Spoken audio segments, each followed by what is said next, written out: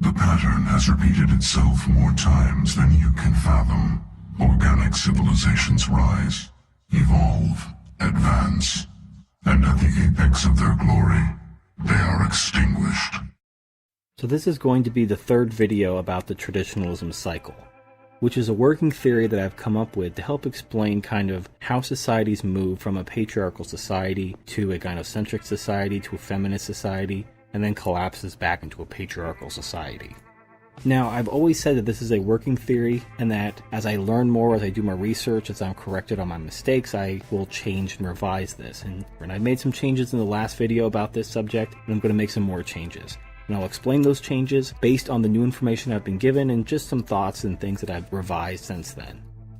So the major difference is I'm changing the name from the traditionalism cycle to the egalitarianism cycle. The reason why is that traditionalism is essentially about male responsibility. That's, if I could sum up traditionalism in a nutshell, it's that men are responsible for women. But looking at the cycle as a whole, I came to the realization that male responsibility or traditionalism is the wrong thing to focus on.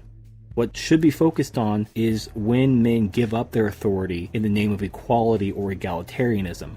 That's kind of the hinge that swings from a patriarchal society to a feminist society, then collapses. So I've changed the name from traditionalism cycle to egalitarianism cycle. Most of the things are the same, except I've also changed the names of the different phases.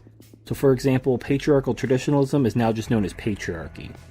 And I changed gynocentric traditionalism into egalitarianism, and I'll explain why I did that, but I've also explained in previous videos that egalitarianism is inherently gynocentric.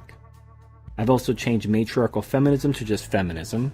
I've also changed the fourth phase from economic collapse to the society fails. Now that society failing can take many forms, economic collapse certainly being one of them, but not the only one. It can also be violently conquered by an outside society. So I wanted to make sure that I had those other possibilities in this graph as well. Everything else is basically the same. Now you'll notice that the way I differentiate between the phases is a lot more simpler and streamlined.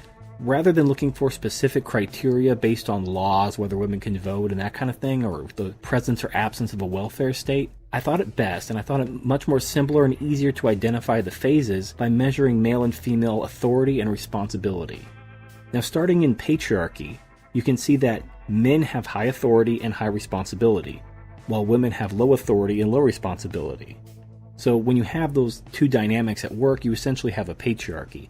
Men are basically in charge, but they're also responsible. Women don't have authority, but they're not responsible either. They're basically treated like children and property. Now the egalitarianism phase is where things start to go pear-shaped. So men and women are given equal authority. Women are basically elevated and men are lowered so that authority is equal between the genders. However, men retain their high responsibility.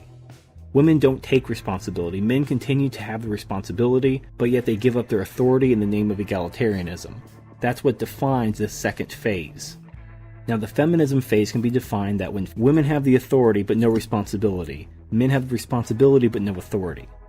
And it's this unsustainable dynamic that causes the society to fail or be conquered, one or the other. You can't have a society based on that dynamic. Now there was a table I used in a previous video talking about the four quadrants of authority and responsibility. Now in the upper left there was tyrannical, and then the upper right was engaged, and the lower left was apathetic, and the lower right was frustrated. So basically what this is, and this was made for business, this was made to kind of understand the managerial worker-employee kind of dynamics in a workplace. So this wasn't meant to evaluate relationships or society, but I think it's very applicable. So you can see that you have authority and you have responsibility. If you have someone who has all the authority but doesn't have responsibility, they're going to be tyrannical. If you have someone who has no responsibility or no authority, they're going to be apathetic. If you have someone who has all the responsibility but no authority, they're going to be frustrated. And if you have someone who has an equal amount of authority and responsibility, they're going to be engaged. Now, engaged in this context doesn't mean like getting married. It means that you care about what you're in charge of because you're responsible for it. So looking at this next chart, I have 5 different tables kind of demonstrating the dynamics at work, and you can see the trend taking place. Now in the upper left we have a patriarchy, which, as I defined earlier, is when the men have the authority and the responsibility. So you can see the male symbol in the upper right. They're engaged. They have the authority and the responsibility. Women are in the lower left. They're apathetic. They lack both authority and responsibility. Now in the upper middle table you have egalitarianism. Now the thing about this is, it looks like it's equal, but they're only equal in authority. They're not equal in responsibility. If they were equal in authority and responsibility, you would see both of those symbols meet in the direct middle. What you actually have is you had men giving up their authority, but maintaining that high responsibility. So they're kind of straddling between engaged and frustrated. They still have some authority, but they still shoulder all the responsibility. Whereas the woman, she's kind of bordering between apathetic and tyrannical, because she's enjoying some authority, but she doesn't have to worry about any responsibility. In the upper right, you have feminism, which, as I described earlier, is when the female has the authority, but the male continues to have the responsibility. So you can see the female symbols in the tyrannical quadrant, and the male symbols in the frustrated quadrant. This is because the man is responsible for everything he does, he's responsible for what the woman does, but he has no authority to stop her, he has no authority over the woman. So the woman can destroy his life, there's nothing he can do about it. It's extremely frustrating for the man. For the woman, this is great. She can basically do whatever she wants, she can get whatever she wants, and she never has to be responsible for it. Feminism is awesome. For women, it's not good for society or for men. Now the tables in the two lower quadrants are kind of how I see the kind of MRA dream and MGTOW. Now on the left you have the MRA dream, and this is where the man and the woman are both sharing authority and responsibility. So they're both in the direct middle of the quadrants. The reason why I call this the MRA dream is this requires women to take responsibility, which they have never done. And when women have been given the choice, they reject responsibility every single time. And that's why I have this Sigmund Freud quote here, saying, quote, "Most people do not really want freedom because freedom involves responsibility, and most people are frightened of responsibility." That applies especially to women. Now the best example of this that I can think of is the Equal Rights Amendment, which, if you're not familiar with, was a proposed constitutional amendment in the United States, which would have forced, through a constitutional amendment, all laws to be gender neutral. Now originally this was supported by first wave and second wave feminists. It goes back all the way to like the 1920s. However, when it was revealed through the debating process while this amendment was about to be ratified, that if this amendment was passed, women would have to be responsible, just as responsible as men, women rejected it. Not just the feminists, but conservative women rejected it. Now I'm going to include this clip to show what I'm talking about. This is a debate on a show many, many decades ago during the Equal Rights Amendment debate. And it shows a conservative woman who's still around today producing anti-feminist content, and the men's rights movement is all about it. Num num num num num. And they're missing out on what she's actually saying and why she opposed the Equal Rights Amendment. So here's the clip. The proposed constitutional amendment, passed overwhelmingly by the Senate and the House, holds that, quote, "equality of rights under the law shall not be denied or abridged by the United States or any state on account of sex." That doesn't sound particularly subversive, and I would therefore like to begin by asking Mrs. Schlafly to state her principal objection to ERA. Well, it's the very innocuous wording of the amendment that is the reason why many people didn't realize in the beginning what unfortunate consequences it would have. But fortunately, the amending process calls for a full-blown debate in the state legislatures around the country, and this is where we find out some of the things that were not originally realized by many people who voted for it. We find, as we look into the matter, that ERA won't give women anything which they haven't already got or have a way of getting. But on the other hand, it will take away from women some of the most important rights and benefits and exemptions we now have. What would be an example of that? Well, a great glaring example on which there's full agreement between both the proponents and the opponents is the matter of the draft. Women are exempt from the draft. Selective service says only young men of age 18 have to register. But the Equal Rights Amendment will positively make women subject to the draft and on an equal basis with men.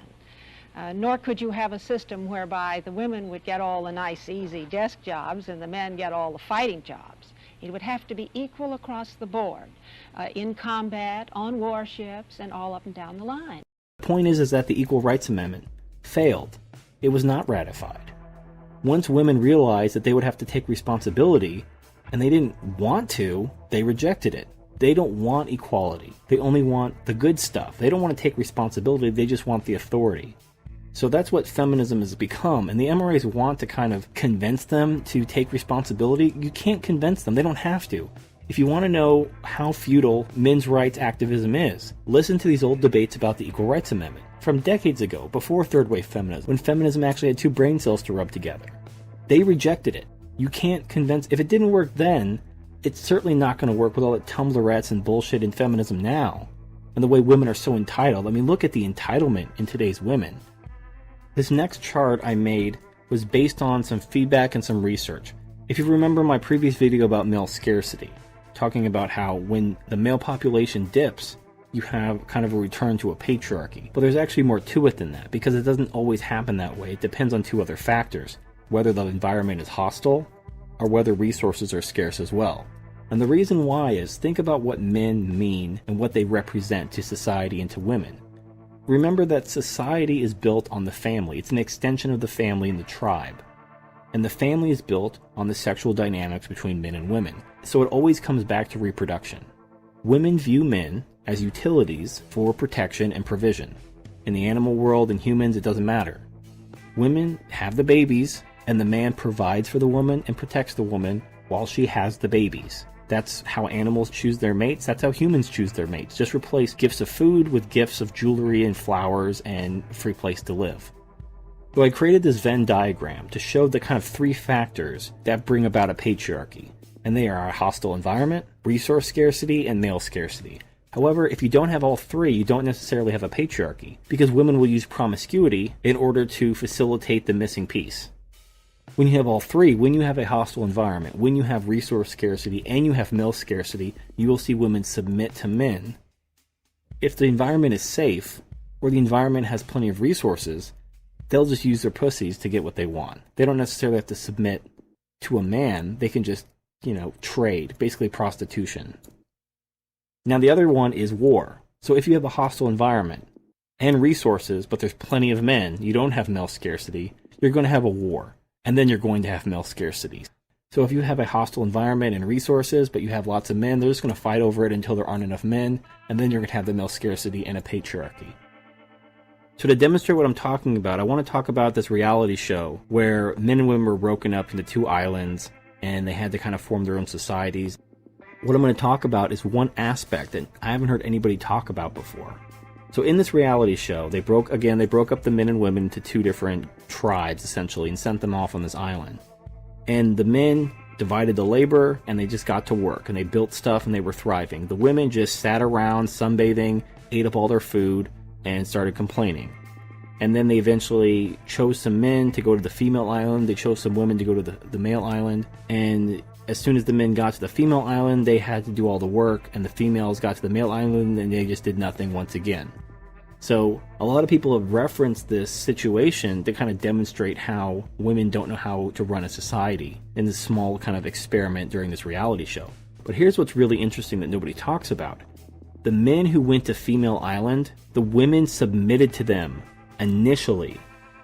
When the men got there, the women realized they were up a shit creek. They had no shelters, they didn't know what they were doing, and they had men now. They made a man their leader. And I wanted to read, and this is translated from Dutch. So the very last part of the article says, on the women's island, a man was put down as leader and vice versa on the man island.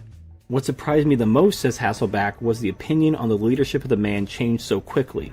He had taken fire, people of food provided, and explored the whole island. But once that was over, the women said, actually, it is a tough, crazy guy. Before the man knew it, he was all for nothing. Now, I'm sure there's a lot of mistranslation errors in that sentence. It doesn't make a lot of sense, but you kind of get the general idea. When the man got to female island, the women made him their leader, and he taken fire. I assume that means he built shelters, he started making fire for the women, he provided food, he explored the island. But then once that was over, the women got rid of him. Once they no longer needed him, once all the work was done, they rose up and dethroned him. They called him crazy, and they probably voted him off the island. Now, of course, in a real island situation, if there was like one man and a bunch of women, and the man was doing all the work, and then once all the work was done, the women rose up and like, yeah, me and the girls got together, and we're just gonna take your power away because we think, you don't deserve it. You're kind of crazy. We don't like you anymore. Now that you've done all the work and we don't need you, now we want to get rid of you. In real life, that would not happen because the man would just say no. However, because this was a reality show, the man didn't have that option. You know, you had the producers and the cameramen and all that other stuff there. So the man basically had to abide by the rules of the game, which was he got voted off after doing all the work. So you can see just in this reality show, the entire cycle going full circle. Like from beginning to end. Now, as I demonstrate in my chart, when you go from a subsistence economy to an abundance economy, basically meaning that people aren't starving anymore. They have a degree of wealth. They no longer fear for their lives. They no longer fear for starving. That's when women start to assert themselves, because men represent survival. If men aren't around to hunt the food to build everything, women die because they can't do it themselves. But once that's accomplished, once there are homes, once there's food, once they realize they don't need men to survive, they start making demands. And that's when you get to the feminism stage. However, eventually society fails. Now, in this reality show, obviously the society wasn't around long enough to fail. But rest assured, once they voted off that man, if they were still stuck on that island for months, you would see them regress back to what they started as. You know, where they wouldn't have any shelter and they wouldn't have any food because they wouldn't have the man anymore. So that's how the society fails. Once you get rid of the masculine men, everything goes to shit. Now in the reality show, they brought a man to Women Island, and the women submitted to him. Now in a more realistic scenario, the women would just find another tribe of men, and they would just merge the tribes together and submit to the men, because they'd realize that they would be better off submitting to these men than dying. Or they would just be conquered. Another tribe would come upon them that had men in them, and they would say, hey, nice island, we'll take it. And then they would just start raping everyone. Either way, it would be a patriarchy once again, and then the cycle would repeat itself. So really, what men need to do is when they're at that patriarchal stage, and going back to my graph with the different quadrants, when you're at the patriarchy stage, and the man has the authority and the responsibility, and the women submitted to his authority. Women said, we need you to do this work, we need you to do this because we can't do it ourselves, and we'll submit to you. And the man says, okay, I'll do it. And they submit, and he does it. And then the women say, okay, now that that work is done, we want equality. But we don't want responsibility, we just want equal authority. And the man says, okay, that's where we screwed up. That was the moment where we dropped the ball. When we said okay to egalitarianism. When we allowed women to take the authority while leaving men with all the responsibility. Because you can see, once you give them an inch, they take a mile. What started as egalitarianism is now feminism, where women have the authority, and men just have the responsibility. Women can just do whatever they want, and men just have to foot the bill. Men have no power. A woman can just beat the crap out of a man. If he defends himself, he goes to jail. A woman can sperm jack a man, he has to pay for it. A woman can have an abortion and murder a man's child without his consent. There's nothing he can do about it. I mean, a woman has all this authority over men, and there's nothing he can do about it. But he's still responsible. He's still supposed to take care of these women, provide for them either voluntarily by entering a relationship with them or getting married, or involuntarily through the welfare state, where the government just takes his money to provide for all these single mothers. So that's feminism, but you can see that it's completely unsustainable. You have MGTOW, you have people just saying, I'm never getting married because this is horseshit. You have the welfare state being overburdened and about to collapse in a few decades.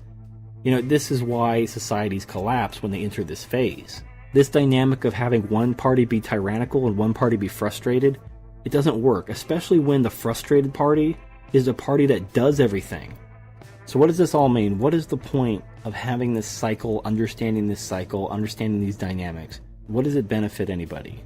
Well, I think it's important to understand how we got here, what mistakes were made, when were they made, so that we don't repeat them in the future. We probably will repeat them anyway, but if we don't at least make the attempt to educate people to understand what happened, we're definitely going to repeat it. So according to my theory, we dropped the ball as men when we ceded our authority to women in the name of equality. We need to have a very firm stand. We will not cede authority without women taking responsibility. If women want to be equally responsible, then they can have equal authority.